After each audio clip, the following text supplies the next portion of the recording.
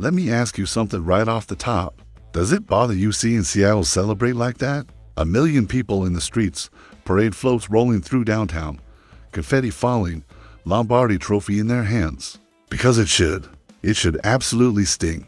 Not just because it's a division rival, but because you know deep down the 49ers are talented enough to be the team hosting that parade. And yet here we are again, watching somebody else lift the trophy while San Francisco is left, thinking about what went wrong. The reality is simple. The 49ers are not mean enough in the trenches. They are not physical enough up front. And if that doesn't change this offseason, they're not catching Seattle. They're not jumping the Rams. They're not getting back to where this franchise expects to be. You can talk about skill players all you want, but championships are still won inside out. And when the Niners lined up against Seattle, they got physically dominated. Not out-schemed, not outsmarted, out-muscled. Even Bill Romanowski said it without hesitation. You've got to get better up front. If you can't win in the trenches, you're going to slide in this division. That's not dramatic. That's reality. And if you watched those games closely, you saw it too. The offensive line wasn't strong enough. The defensive front didn't create enough chaos. That has to change. So if you're serious about fixing this roster, it starts at center. I know Kyle Shanahan likes Jake Brendel. I know he understands the system. But liking someone and winning a Super Bowl with someone are very different things. This is a team with championship aspiration. You cannot settle for average at the pivot. If you can move on, free up cap space, and upgrade the position, you do it. No hesitation.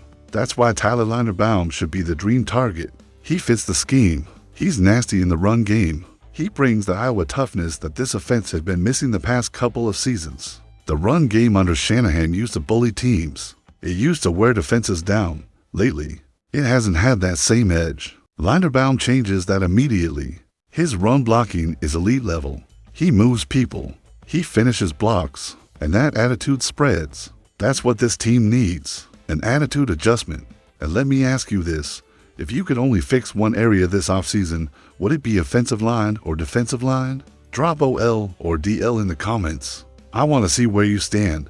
Because this conversation matters. If the 49ers are serious about going all in, they can't play it safe anymore. They can't patch holes with depth level players and hope it works out. They have to be aggressive. They have to be willing to say goodbye to familiar names if it means getting stronger. This isn't about being reckless. It's about being intentional. Seattle built from the inside out. They got tougher. They invested in their fronts. And now they're reaping the rewards. If San Francisco wants to flip that script, it starts right here. And listen, if you want real offseason coverage that isn't sugarcoated, make sure you're subscribed right now. We're pushing toward the 1,000 subscribers, and this offseason is going to be massive. Free agency, draft, camp battles, we're breaking it all down. Because once you fix the trenches, then you can start talking about adding speed.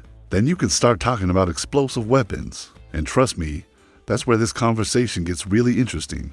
But none of it matters unless you establish the foundation first.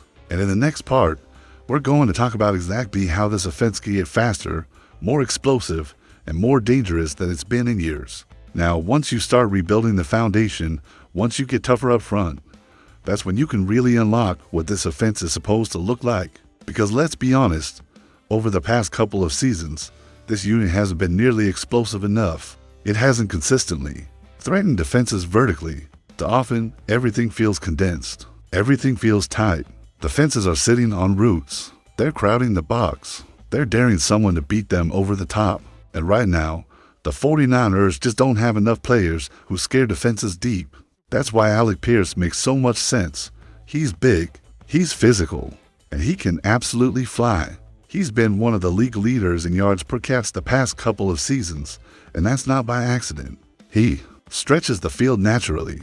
You don't have to manufacture touches for him. You don't have to scheme gimmicks. You just line him up, and safeties have to back up. Corners have to respect the go ball. That changes everything underneath for Brock Purdy. And think about it. How many times have we said this offense needs more speed, more burst, more athleticism? Pierce checks every one of those boxes. He's still young. He hasn't hit his ceiling. And with more consistent quarterback play in a stable system, he could take off. But maybe you're thinking there are other options. Romeo Doubs is another one. He's a polished route runner. He's smooth. He understands spacing, and in this type of system, timing, anticipation, precision, he could really thrive. He hasn't had monstrous statistical seasons, but sometimes that's about opportunity and surrounding talent. In this offense, with defined roles and creative play design, you might see a completely different version of him. Then there's the wild card, Rashid Shaheed. If you want pure electricity, this is your guy. Instant acceleration, game-breaking return ability, true vertical juice. He's the type of player who flips a game in one snap, and that's something this roster is missing right now. You can feel it when you watch them. They're efficient, they're methodical, but they're not always explosive. Shaheed changes that dynamic immediately. So let me throw this at you. If you had to pick one, who are you choosing, Pierce, Dubs, or Shaheed? Drop the name in the comments. I want to know who you bring to San Francisco. And while we're at it, don't forget to like the video if you're enjoying this offseason blueprint. It helps the channel more than you know, and it tells me you want more deep dive breakdowns like this. Now let's take it one step further. What about Kyle Pitts? I know, the blocking concerns, the inconsistency, the frustration in Atlanta. But talent like that doesn't just disappear. He's still incredibly young. He's still a matchup nightmare. And in the right system, with timing throws, with anticipation, with a creative play caller, he could finally become what everyone thought he'd be coming out of Florida. Imagine lining him up all over the formation, in line, in the slot, outside, forcing linebackers and safeties to make impossible choices. That's stress on a defense. That's multiplicity. And if George Kittle ever misses time, you're not scrambling. You're evolving. The theme here is simple. Get faster, get more explosive, get younger without destroying the cap. The wide receiver room needs a refresh. It needs juice. It needs someone who can pop the top off a defense and force coordinators to adjust. Because once you stretch the field vertically, everything underneath opens up. The run game becomes lighter. The play-action game becomes lethal. And Brock Purdy becomes even more dangerous. But as exciting as these offensive additions are, none of it matters if the defense can't pressure the quarterback. And that's where this conversation turns urgent again. Here's the part that should honestly concern you the most. The 49ers finished at the bottom of the league in sacks, dead last. And when you think about what this defense used to be, relentless, attacking, overwhelming, that's unacceptable. You can have talented corners. You can have smart linebackers. But if the quarterback is standing back there untouched, eventually somebody is going to get open. It's unfair to the secondary. It's unsustainable. And in this division, where you're facing experienced quarterbacks who can carve you up if given time, that's a recipe for falling behind fast. Nick Bosa cannot do it alone. That's why Trey Hendrickson is such an intriguing dream addition. Yes, he's a little older. Yes, he's coming off an injury-shortened year. But when healthy, this is one of the most productive pass rushers in football. Back-to-back seasons with elite sack production. High motor, team captain, the kind of guy who sets the tone in the locker room and on the field. And here's the key, if you can get him on a short-term deal at the right price because of age or recent injury, that's calculated aggression. That's how you stay competitive without crippling your cap. You're not signing him for 5 years. You're bringing him in to chase a championship window right now. Let me ask you this. If you could sign only one defensive player this offseason, would you prioritize a pass rusher over everything else? Yes or no? Drop it below. Now, maybe you want versatility instead of a pure edge. That's where John Franklin Myers comes into play. He can rush from the edge. He can kick inside. He's disruptive from multiple alignments. And this defense thrives when it has linemen who can move around and create mismatches. That wide nine look only works if the interior can collapse the pocket too. Franklin Myers gives you that flexibility. He's been consistent. He understands aggressive defensive systems. And pairing him with Bosa immediately changes the math for opposing offenses. Then there's the under-the-radar interior presence, David Onyemata. He's not flashy. He's not going to dominate headlines. But he's steady. He generates pressure. He can occupy blockers and still collapse space. And sometimes what you need isn't another superstar. It's dependable disruption. The bigger picture here is this. The 49ers lost their defensive identity last season. They weren't feared the same way. They weren't dictating protection schemes. They weren't forcing quarterbacks into rush decisions consistently enough. That has to return. Because when this defense is humming, everything feeds off it. Shorter fields, turnovers, momentum swings, energy in the stadium. That's when this team feels different. And if you're serious about competing with Seattle and the rest of the NFC, you can't rank near the bottom in sacks again. That's not a tweak.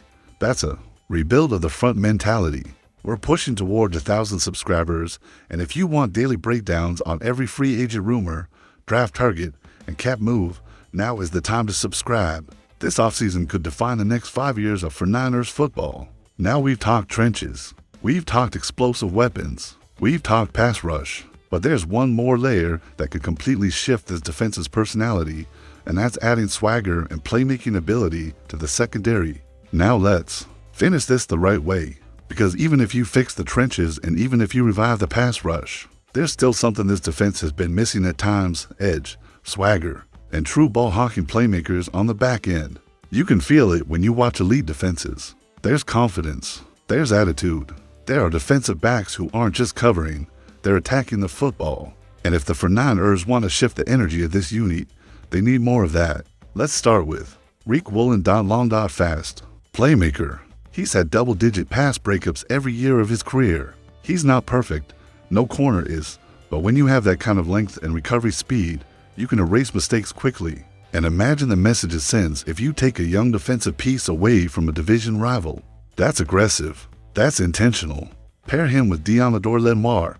Let the slot rotation sort itself out, and suddenly your outside coverage has real range, real athleticism, real upside. And again, we're talking about players in their mid-20s, not veterans on the back end of their careers. Now let me ask you, would you steal Riq Woolen from Seattle if you had the chance? Yes or no? Because I think that move alone would shift the rivalry dynamic. Then there's CJ Gardner-Johnson. He's bounced around. He's had personality questions. But you know what else he brings? Fire, accountability, vocal leadership, and production.